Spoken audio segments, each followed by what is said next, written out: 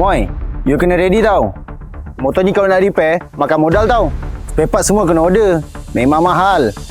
Habis tu, lama tu kena tunggu. Lebih kurang 2 minggu, confirm siap. Jadi perlu berapa duit? Tensioner, soket, bearing dengan sensor, semua kena tukar ni. Barang saja 1,700. Campur upah 2,000 lah. 2,000? Mahalnya. Kurang sikit boleh ke? Moy, nak murah bukan tak boleh. Tapi nanti tak tahan lah. Saya takut motor ni rosak lagi je. Niat saya baik tau. Saya cuma nak tolong. Buat je lah. Sis, apa kata you tanya kawan you dulu? Betul juga. Bang, saya buat panggilan sekejap.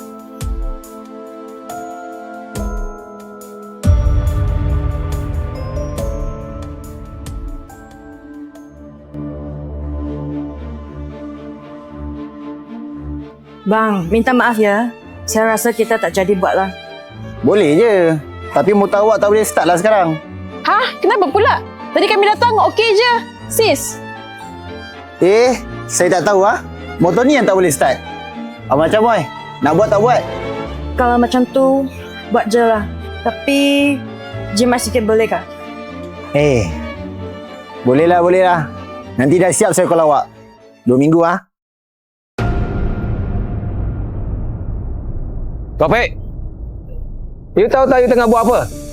Saya tahu bos nak puji saya. Sama-sama. Bulan ni saja dah 6 biji tau. Syahdu wai.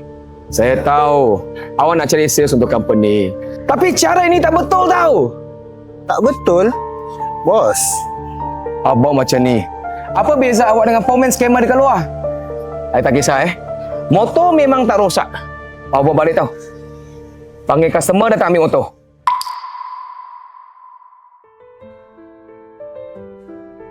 cepatnya siap. Kata 2 minggu. Bang, duit saya belum cukup lagi ya. Kalau minggu depan baru ambil boleh ke? Tak apa, Dek. Tadi Topik dah cek semula.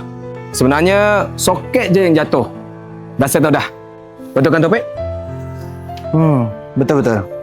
Habis tu, kos berapa? Tak apa. Hal kecil saja. Kami settlekan untuk awak. Free je. Wah, baiknya. Terima kasih. Thank you. Topik, nak naikkan sales ada banyak cara. Tapi jangan sesekali ambil jalan pintas. Sebelum ambil duit customer, tanya hati, patutkah kita ambil duit itu? Baik bos, saya faham.